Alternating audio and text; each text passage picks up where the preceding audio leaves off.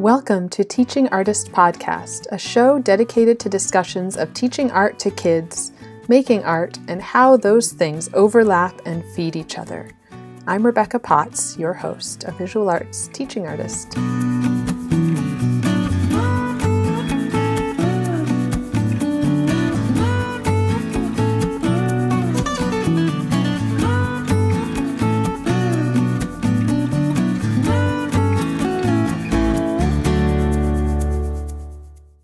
Hi folks, thank you so much for listening and making this podcast a part of your day. I absolutely love hearing from you. Is there something that really resonated, a tip that was helpful, stories that inspire you, or suggestions for topics that you want to hear more about, or artists you'd love to hear from? You can email me at rebecca@teachingartistpodcast.com or hit me up on Instagram at teachingartistpodcast. Or if you just have beautiful things to say, you can always leave a review wherever you're listening. And those reviews really make a big difference for the show. On some platforms, they help us get discovered by new listeners. Another really helpful thing you can do is just share with your friends. If you have artist, educator friends who you think might like the show, let them know about it. I have also started a teaching artist group on Good Pods, which is a fun social podcasting app. I'll leave the link in the show notes so you can join. You can also join me with Victoria Fry of Visionary Art Collective in our monthly Art Educators Lounge meetings via Zoom. We usually hold them the last Saturday of each month at 9 a.m. Pacific, 12 p.m. Eastern. In August, we have a special extra session of artist talks for our free community meeting on August 14th.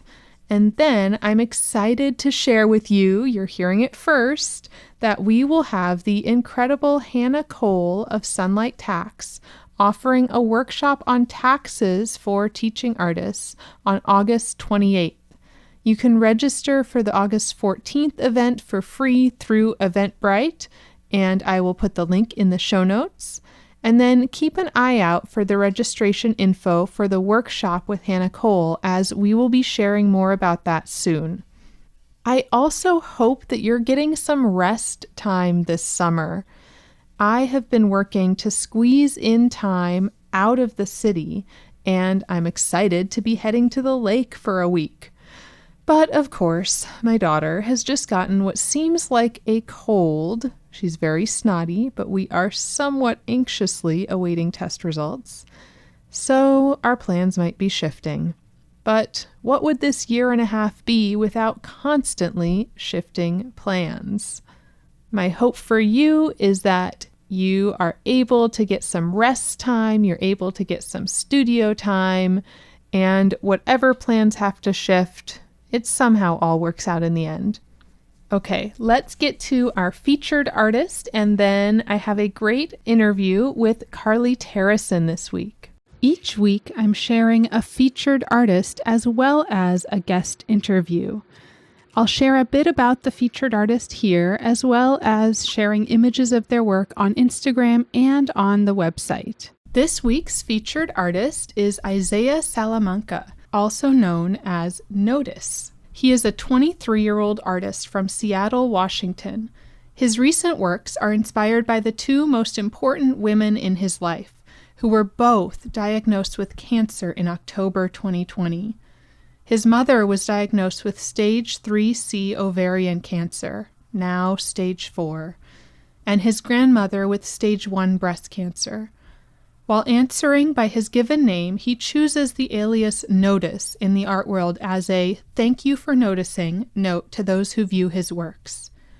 Noticing his work can take strength to delve deep into ourselves and address vulnerability. He represents things he has noticed in his life that are often unseen or actively avoided, but chooses to use mediums that are commonly seen or accessible. Inspired by abstract expressionism and street art, he seeks to offer reminders to us that we will not be alone in taking the time to notice mental health, chronic illness, substance abuse, and homelessness. Noticing his work can be a step taken to become part of a community that is aware of issues that are easily neglected. Notice is making and selling his handmade art and stickers on his website, which is timetonotice.com. A little bit from his statement, he says his current works often involve street signs, correctional fluid, and permanent markers to express accessibility. These resources are seen or available to each of us and exemplify that the themes expressed are within this same close proximity to us. To see some of his work, you can follow us on Instagram at Teaching Artist Podcast or check out our blog at teachingartistpodcast.com. And if you would like to submit your work to be featured, you can do that on our website at teachingartistpodcast.com/opportunities.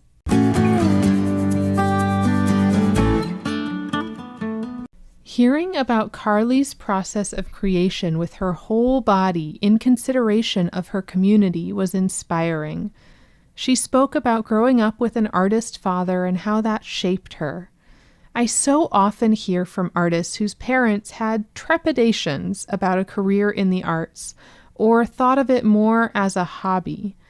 It was interesting hearing how an artist parent can normalize the arts as a valid career path while also bringing awareness to all the challenges this path holds. Carly also shared how the pandemic has impacted her as a teaching artist and how she's been able to focus on her practice during this time. I loved the idea of naming our discomforts and communicating clearly as this world continues to shift. She discussed decentering herself in the classroom and the constant work to check her biases. We talked about seeing the behind the scenes of the gallery world, building community as an artist, and shifting scales, going from large to small and back again. Carly Terreson is an artist, storyteller, and educator. She earned her BFA from California College of the Arts in Oakland, California, in painting and community arts. She also completed the Community Teaching Artist Certificate program from the Department of Cultural Affairs and CalState Los Angeles. She has worked in many of the Bay Area's arts organizations and schools as an arts educator and youth and disability advocate. Her work has been featured in shows in New York and the Bay Area, including the San Francisco Women's Building and WomensWork.Art in New York. She has attended Luminous Bodies residency in Toronto, Ontario, and has co-led residencies and workshops out of her own home. Let's hear from Carly. So I am here with Carly Terreson, and I always like to start just with some background. Could you kind of share your journey? How did you become an artist and a teacher?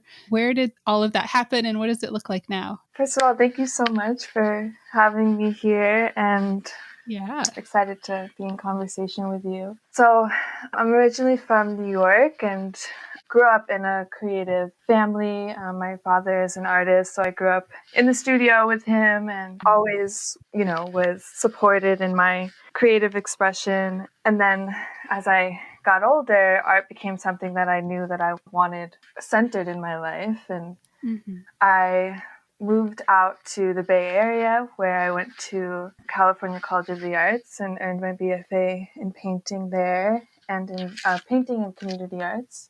And through the community arts program, easily the natural trajectory led to teaching through that, and then working in community and thinking about art having a larger impact. And so that's kind of where my teaching came in, and I became very interested in working in community and developing relationships with people. It becomes more about that than the art really is, more of the relationships. And so I worked in a handful of different art organizations and schools in the Bay while maintaining my own practice in painting. And now I'm here. Amazing. Yeah. I picture that childhood with an artist just so idyllic. I'm sure it wasn't always. But I would love to hear more about that. Did that mean that you were also, sort of surrounded by your father's friends who maybe were artists? A few. I think where I'm from, kind of a unique situation. Usually, like, you think about artists being in a, when you're an artist, you have that community, where there's art, there's people. But actually, my dad was kind of known as the town artist. And so it was a little bit secluded in that way. But he has other great people in our community that aren't artists that support him and his work. So, all the things that we went through as a family and, we were kind of like on our own a little bit. It's an interesting upbringing. Yeah. I feel like so many artists I talk to struggle with parents who don't quite understand or, are just not necessarily like unsupportive, but just worried that going into the arts is going to be a struggle. So it's always interesting to hear from someone whose parents were in that world and were sort of more supportive, more aware of what it takes and what it can be and what it brings to your life. Yeah, no, absolutely. I think, there were a lot of struggles and the reality of what comes with being an artist. And that's, what I got to see through my dad. But also, more than anything, I feel like he highlighted the rewards of being an artist and what comes from that and how we're kind of like pushing up against expectations or norms. Yeah. And do you feel like that better prepared you for really pursuing art? Absolutely. Yeah, absolutely. Yeah, being better prepared for struggles, understanding how much work it actually takes in all different aspects, mentally, physically, emotionally. Yeah, absolutely. And my dad is, of course, a big influence. Yeah. And then I love just hearing about the community arts program. And I find that so interesting. Like, I didn't realize that was its own. Was it a major in school? It was a major and it was also a minor. I was one of the first classes to have that available to me as a minor. So it's actually called Social Practice for Public Forums. Yeah. But it's one of the only programs like that in the country. So I felt blessed to be able to experience that and have such wonderful professors and who, I still keep in touch with and talk about maintaining relationships. It's all about that, so yeah. And immediately was that whole part of my education had such a large impact on me and how I want to operate in the world as an artist and as an educator. So. And then does that come into your work? Like, are you doing work that's also sort of social practice work as well as painting? Yeah, well, I've recently through, this last year, it's been challenging, of course. I'm sure everybody can agree with that. And, recently I've been like deep into my own practice, but I was, after I graduated school, I was teaching an after school program and doing art workshops, mindfulness workshops, led and helped facilitate a mural making experience for the youth I was working with. So, I definitely have ideas and goals of what I'd like to do in the future, but I think it's kind of been like a reset period or kind of a pause period for that recently. Yeah. How did the pandemic affect you? Because you were teaching through nonprofits, right? Yeah. So I was teaching through a nonprofit and I also had a kind of a side hustle job. And like any artist, right? Been around in restaurants and in all that type of stuff for a while now. So yeah, it impacted me by I losing my job, and I ended up moving to LA from the Bay Area, and now I'm just been like deep into my own painting practice. I also had the opportunity to take a course at CalState LA. It was a community teaching artist certificate program. And that was like just stimulated me and was like so wonderful to sort of just be reminded in this time of like all the possibilities that come with teaching and working with people and learning more about LA and the different organizations and programs that exist. And then they're doing amazing work before and during this pandemic. And Yeah. I talked to so many teachers who were more, like certified teachers in schools where their impact was trying to teach online or then being, sent back into the classroom and teaching in this hybrid model, like just really overwhelmed with work. But then the flip side, I feel like, is a lot of the teaching artists that were more community based or working with nonprofits lost their teaching work entirely, or, like I had my hours drastically cut. So just both sides, like there's challenges either way. Yeah, absolutely. And I think, for me, like I am thinking, if we have this like such kind of rare, just like this opportunity of time that for me, it's making me think about how I want to like operate when I'm back in a classroom or I'm back in an art room or anywhere as a teacher, as a community member, as an artist, and like acknowledging all the things that have gone on and that have happened and, coming back together to process it all together and use art as a vehicle to express ourselves. So. Yeah, it's amazing that you were able to take that course too. That sounds like a really helpful just thing to be involved with during this, and also thinking through like, what are we going to do when we are able to be back, physically together, and how are we going to process all of this with our students? Yeah, and I think beyond COVID, we have also lost our comfortability in proximity to others, and like how long is it going to take to like actually get comfortable again and feel free enough to move around and to make art, to get close to somebody, and so all that is part of it.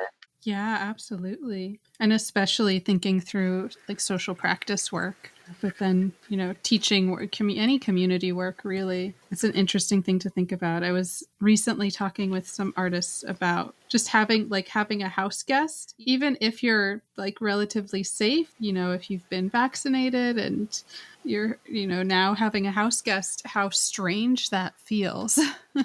Yeah. Just sharing your space. Yeah. Yeah. And like, how we've all kind of come up with ways to like show up for each other in community that aren't in person. And what does that like look like when we're in person again? And I think like sometimes I'm like, I just have to name my uncomfortability. This is uncomfortable right now. Or like, I'm anxious about this or whatever. And like for me, just like communicating with people is what's been helpful in this. Yeah. I think that's really powerful, that whatever you're uncomfortable about, I feel like that's one thing maybe we've learned. I feel like I've had to get a little better at communication, maybe because some things are not so easily communicated from a distance. So you have to get more explicit maybe.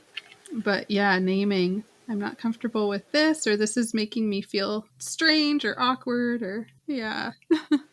Yeah, because we're all kind of experiencing those emotions, and like we're being tested with our boundaries and all of that. So it's good. It's like in a way making us practice boundaries, which is important. Yeah. And I feel like that's really good modeling for students as well. Yeah, absolutely. And so when you were teaching, what did your teaching situation look like? Well, my last teaching job, I was there every day of the week, pick the kids up their school and walk them over to the art center where we would have our after school program. And we did a lot of outdoor physical activity time after school, especially like let them run it out, kick it out. And every day we had our homework hour, so helping everybody with their homework. And then after that, we transitioned into, oftentimes we would break up into groups, and I had co-teachers helping me because it was a large group of kids, and it was 4th and 5th graders. So, and then we break up into groups. Some kids, wanted to continue with physical activities. A lot of kids wanted to do like art activities and different workshops. So that's kind of I became quickly like teacher, obviously.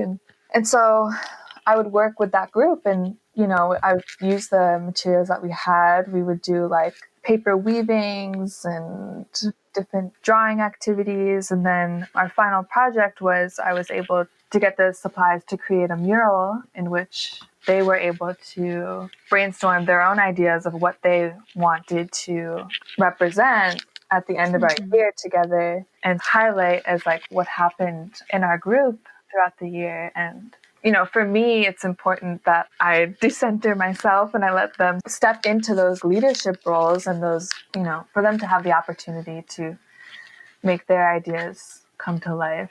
And so they decided to create this mural about imagination and sort of taking the landscape of this art center that we were at, which was on a park, and like taking that landscape and like recreating it and like adding all these cool things to it and having like an area of being in space, and then like the clouds sort of like drip down and there's like stars everywhere. So that was cool, and that was installed in the lobby of the art center. Amazing. Yeah. And then before that, I was working with high schoolers in our arts organization. And then also before that, I was working at an organization called Creativity Explored, which is, I love them, and had an opportunity to work with artists who are differently abled, adult artists. And yeah, that experience was a great place to start Arts Educator. So yeah, I kind of had the opportunity to work with different communities and ages and people, and I'm grateful for that. Yeah, that sounds amazing. Yeah. And I know people sometimes ask, what's your favorite age level? And that's always a really hard question for me to answer, because I like that being a teaching artist working with a variety of groups, that you kind of get to jump around between different groups. I don't know if you have that same feeling, or do you actually have an age level that you really love working with? Well, for me, it's hard to decide. I think there's amazing things in every age group that I've worked with, just different. Like working with high schoolers, for example, I feel like we're able to like have specific themes that they actually want to like work in and discuss and go deeper into issues that are impacting them. And so like in contrast with like 9 and 10-year-olds who like want to paint clouds, which is still amazing and it's still like wonderful. And so it's different, but every group has great things that they bring to the table. So yeah, and it's exciting to get to work with a variety of groups of ages. And they all teach me so much. You know, I think having that mindset of it being more of a collaboration rather than like me as this teacher, facilitator, like I'm kind of uncomfortable with that. And I like to view it more as a collaboration. Yeah. And you talked about, decentering yourself in the classroom and giving a lot of agency to the students, which is so necessary, so powerful. Would you have any tips there? Like, what have been the ways that have worked for you to do that?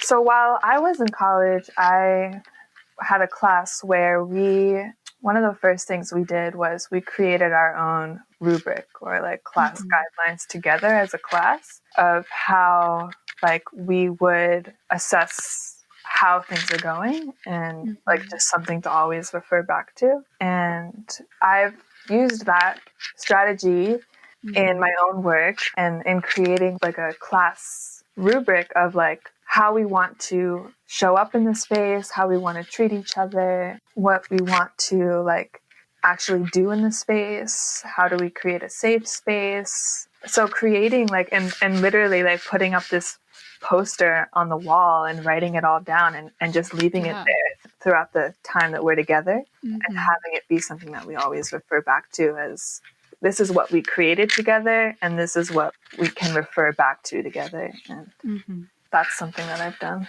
Yeah, that's amazing. That's definitely powerful to be able to go through the process together, but then also to have that resource and to be able to point to, like you all helped make this. Let's, come back to it again. Yeah, absolutely. And then that ties into, this idea now of being anti-racist in the classroom. And I feel like, it's like the buzzword right now, but I guess looking at how so many teachers are waking up to that now how has that, I know you haven't been teaching during this time, but I feel like the class you're taking maybe has helped you think through like how you would go back into the classroom. And are there any changes you feel like you would make really around that idea of decentering yourself, decentering whiteness as well? Yeah, absolutely. I mean, that's something that I'm always thinking about, especially as a white educator.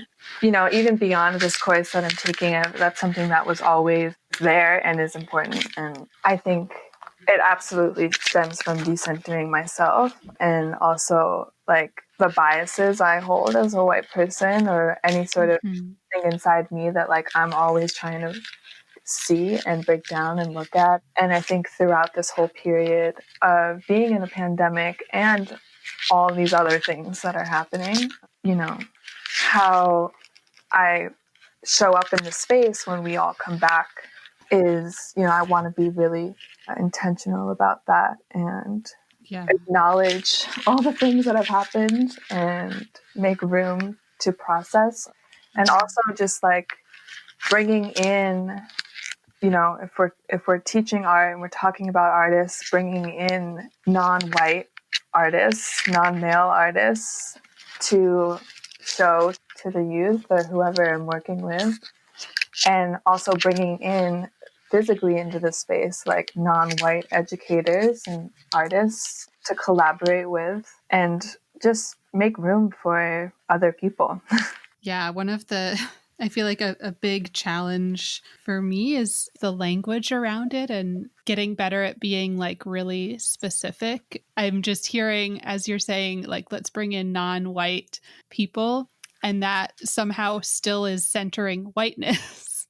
It's such a challenge. Yeah, like, no, absolutely. Yeah, no, thank you. See, that's something that like, yeah, people of color, the language, I think we're all getting used to. And I think part of that is being okay with people making mistakes. And, yeah, absolutely. But also holding people accountable at the same time. So yeah, a lot of it for me is trying to hold myself accountable, and yes, babe. And then modeling also for kids, like if you do make a mistake, just own up to it and like try to do better. Yeah. And I feel like I'm going to make the same mistake repeatedly and eventually it'll click. Yeah, you know, like anything. Yeah, but I love that, you know, talking through how there is so much that's internal, like finding your biases, especially, you know, those of us who feel like, you know, we've been doing this work and like, but I'm, you know, I care about this stuff. I'm like one of the good white people. Just, you know, uncovering what is actually in there and like, how can I change that? Yeah, I mean, there's definitely work to be done, and depending on, you know, and there's similarities and differences for all people that are working through their biases, and it's deep work. Yes. And it also, like, as educators and people who work with others, it's something that, like, we are committing ourselves to, which is good. And it's needed. And now, are you finding any of this coming through in your own artwork as well, as you kind of go through this process, like breaking down your biases and thinking through any changes you would make in the classroom? Is that while you're not in the classroom, is that like coming out in any way in your artwork? Or is it really, you know, not that it has to be, maybe they're sort of separate things that are going on? I think it has a major impact on how I'm thinking about who I am as a teacher and how I want to be in service to others. I think it's definitely something that I think about in my work, because my work is centered in the body and all that's tied to our bodies, and just deeper thinking, deeper sort of self-reflection.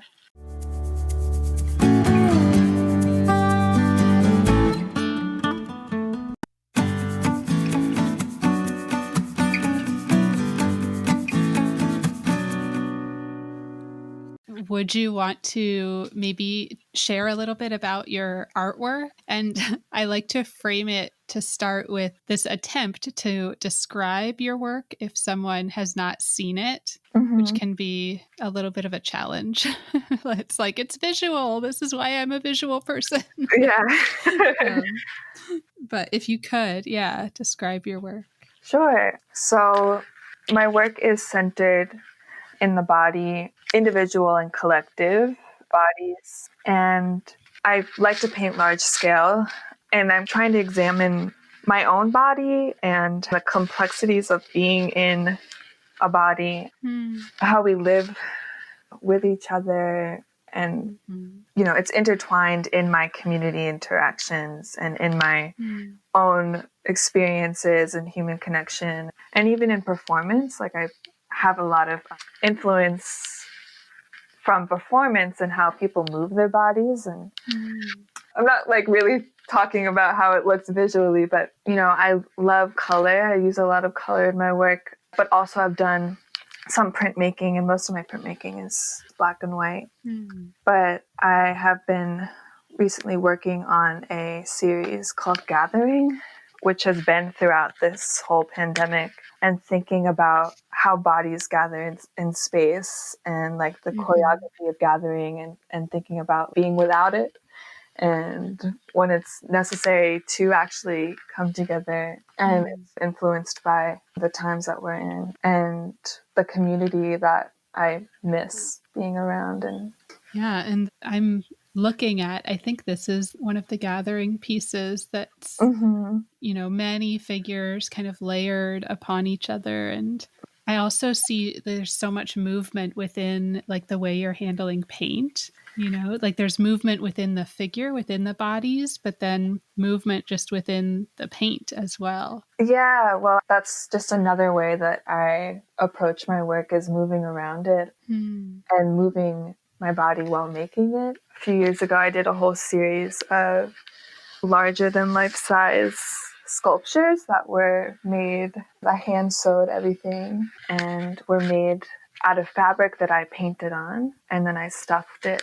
And I was also using my body to paint. So I actually have done paintings where I'm painting my own body and pressing it up onto fabric. So adding this deeply personal action to the fabric or whatever surface I'm using, and then cutting it up and sewing it. And so there's all these different parts of my process, especially with sculpture, where it's like there's a lot of time and energy and movement put into making those pieces. So yeah. And then would you include documentation of any of that? Or I guess I'm wondering how that comes into the final piece. Is it more just kind of what we're doing here, hearing about that process?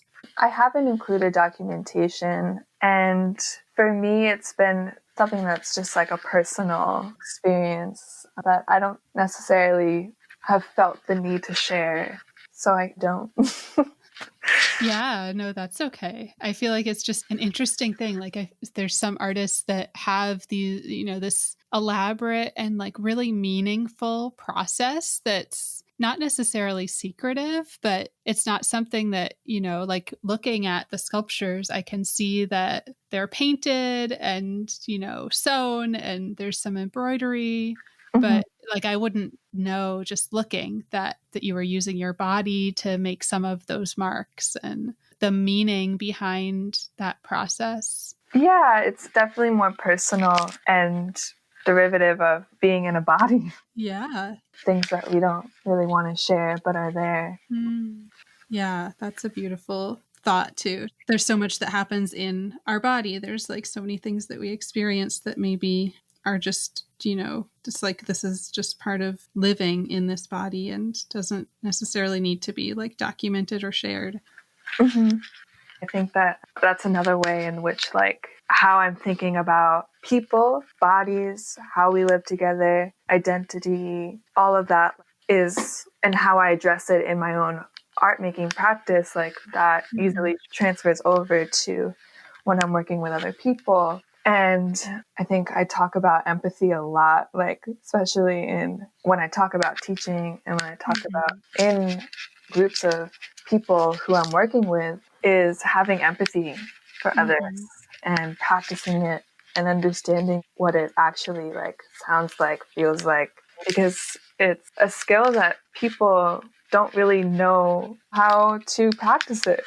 Yeah, that's an amazing skill. I just recently got a book for my daughter. I have a 5-year-old, and I want to say the title was Empathy is Your Superpower, or Empathy is a Superpower, something like that. But I loved how it talks about empathy as, because you're sensitive, it's not a negative thing. It's like a super positive thing that you are sensitive to the needs and feelings of others. Yeah. But it also kind of talks about it like for kids who are super empathetic naturally, like it encourages that and says like, this is a good thing. Don't feel bad that you're like having these emotions. Yeah, no, absolutely. But it also kind of goes through a bunch of scenarios encouraging kids who maybe aren't as aware, like this is how you could think about things and be more aware of like how other people might be feeling. Yeah. And our current like reality in this pandemic, and we see how connected we actually are. It's important to teach young people the skill of empathy. So yes, super important. Teachers now are becoming, there's so much social and emotional learning, social emotional work that is happening that still needs to be happening, years down the road. Yeah, even adults, like we all need to practice it. Yes. Yeah. If there's anything this time has taught us, even beyond, the last several years have shown this real need for more empathy. Yeah. And then getting back to your work, and I guess maybe this is more of a like formal like art question, but just the scale and how you go from the really large, like larger than life sculptures and large paintings, and then go down to the smaller prints. Do you think of the prints almost more as like sketches, or how does that scale shift work for you? Yeah, I love working in different scales and transitioning between working smaller and the process of making prints versus larger paintings. And I think also like the reality of having the space to make larger work and not having a larger space and shifting and moving from place to place. And that absolutely has an impact. I definitely enjoy working large, and like oftentimes I'm like, I just need to like make some large work and have that space to sort of move. Because for me, like moving my body around is part of my process. And as far as like the prints go, I definitely have referenced them as sketches and also as their own work and their own thing. And yeah, they all kind of inform each other for sure. Yeah, I like the idea that it can be both. Like it can be sort of a sketch that maybe informs another work, but it's also its own thing. Like not to discount them because they're small. Yeah. And like what, I think we all have this like idea of what a piece of art has to look like, or the size, or how finished it has to look. And yeah, that's kind of something that's less important to me. Yeah, I like that thought too about finished work. Like, what is finished? Right. It's like the eternal question. Yeah. And, sometimes like I'll be working and not really know if that piece is finished, but I just like let it be for so long. And then finally I'm like, all right, it needed that time to like reach the point of me deciding like that I'm done, but also I still have so much more work to do. So, yeah. And then in terms of the business side of art, are you selling your work, and how are you like approaching opportunities within your artwork? Yeah, I have sold some pieces. Instagram has been a good tool in having people see my work, especially now when there's less in-person opportunity. I also was a part of a gallery that my dad had started back in our hometown, and ended up actually, this was a few years ago he started, and then ended up actually moving his gallery online. Everything has been more digital as far as like selling work and finding opportunities. Like I feel like my community and the people around me are my biggest resource, not only for opportunities, but for all their ideas and collaboration and support. I feel like through the people that are in my community, I find a lot of opportunity. Yeah, that's beautiful. I feel like, everything has sort of shifted online, but still that need for community and that need for like local connections hasn't disappeared. No, and it never will. Right. That's our human need. We need to connect with other people, and that's what inspires me, is all of that. So yeah. And what's the name of the gallery that your dad started? He started a gallery called Forward Contemporary, and we no longer have the physical space, but it is online now. Yeah, no, that's awesome. Yeah. I know it was his project, but were you involved? Like, were you helping run it at all, or seeing like the inner workings of how do you manage a gallery? How do you run a gallery? Yeah, I was out in California, so I wasn't physically there, but I was, talking to him a lot. My sister, who's an artist and a dancer, was involved in running the gallery as well. So through conversations and managing how to run artist runs gallery, I did learn a lot. Yeah, I feel like that's really, really valuable as an artist. I'm like dabbling there now. I'm sort of just getting into running a space that's just online, but it's so informative as an artist to be on that side of things. Yeah, absolutely. And I feel like that's another goal of mine, is just to become more informed and practicing all the sort of administrative aspects of being an artist and working with other people. So yeah, I keep working towards that. Yeah. And maybe I should say that I found you and your work through our online gallery. So, right. Yes. Yeah. Yeah, it's important to have all those opportunities for artists. And I feel like more and more, like right now, we're all just kind of looking online for different things, communities to connect with and people, and it's important. So thank you for putting those opportunities out there. Yeah. I feel like another thing maybe that I've probably talked about here before is just imposter syndrome, and especially jumping into something like that, being like, who am I to run a space and put this out there?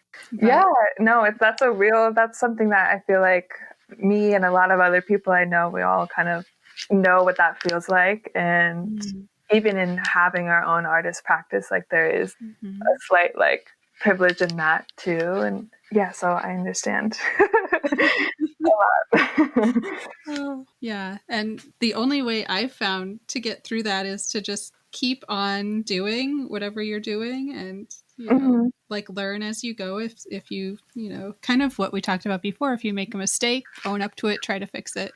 Yeah, absolutely. And then the other thing that's been just helpful, and maybe this has happened for you too, sort of the more you get involved in these communities and meet other people and, meet people that are doing amazing things, you realize that everybody's kind of in that boat, that maybe we don't, none of us really entirely knows what we're doing. We're just doing.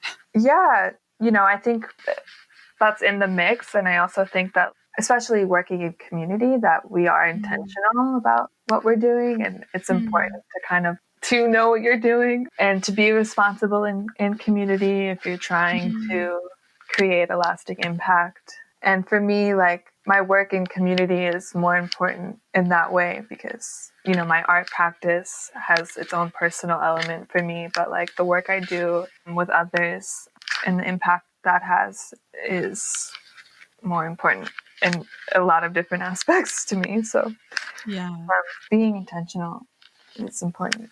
Yeah. And do you feel like the program in school, the social practice program, really set you up for that? Or has it been a lot more kind of learning on the job, learning as you work with communities? The program at school definitely did set me up for that. You know, that's a big part of like what we study and look into and how to operate in community-based work. And I feel like that experience sticks with me through 3 years later, you know, and probably more to come. So yeah, it'll be exciting to see what's next, you know, what comes, you know, when things start to open up again. Yeah, I definitely look forward to that and to like getting into ways in which I can like push my curriculum and pedagogy and just like being with people after all of this. So yeah. And then I have just some like kind of fun wrapping up questions. Sure. What are you curious about right now? What I'm curious about right now is I've been listening to a lot of podcasts recently as I'm working, and I was listening to, I forget who it was, but they were talking about like all the shifts that are happening that we don't really see right now in our world. And, you know, I'm interested in like the change. I'm interested in like the discomfort of what's about to happen and what that looks like and what we need to break down and sort of unlearn to like learn how to be in the changes. So that's kind of what I've been thinking a lot about. Yeah, that transformation. I was reading about butterflies, you know, the science of that metamorphosis, that change, and how in the cocoon their whole body is essentially like disintegrated and rebuilt and becomes this, like somebody had termed it like caterpillar soup. I feel like that's where we are right now. We are caterpillar soup. We're breaking down, disintegrating, and who knows what exactly comes next. Yeah, I mean, so many of the things that we know and are out there, they just aren't working anymore. And so what's going to have to change? Yeah, it's a beautiful time. It's a scary time. Yeah, uncomfortable. That transformation. Yeah, and then learning to be, I was going to say like be comfortable in that discomfort. Maybe it's not getting comfortable with, just getting used to being in discomfort. Yes. Okay, fun, silly question. What is your favorite food? Oh my gosh, that is a hard question. You know, I was spending a lot of time with my sister who lives in Brooklyn, and we would get these tacos from this place around the corner, and honestly, they're the best tacos. Like, so I don't know, that just popped up in my head. Yeah. They have this like fried jalapeno and avocado taco that is like so good. So thank you for that question. Yes, it's always just a fun way to get a little peek at someone, you know. Yeah. Learn a little bit more. No, for sure. And food is a big part of that. So yeah. And I feel like if I had a pie chart of like what the answers are, it would be like 50% tacos. Everyone loves tacos. Oh yeah. I mean, that's like, of course, completely not surprised. Oh, so good. I guess before we really wrap up, is there anything that we didn't touch on that you really wanted to make sure to touch on? I just want to express my gratitude for all the educators that I don't know and know, and artists who are doing just amazing work and, you know, transforming all of this craziness into something that can be impactful to other people, and just grateful for everybody that I learned from. Yeah. And then I did also want to give you space to give like a shout out if there's anybody that's really like helped you along the way. I mean, there's so many people. I feel like I can't like choose one person that's like, yeah, I just have all these like faces in my brain right now. It's really hard for me to just shout out one person. Yeah, all the people. Yeah. You can just say like, you know who you are. Yeah. They do know who they are for sure. Yeah. Where can people connect with you online? My Instagram is Terreson Art. And I'm currently working on putting my website back up, and that would be carlyterreson.com. So yeah, and I can link to everything. Yes. Yeah. Well, thank you so much. Yeah, thank you, Carly. This was great. Yeah.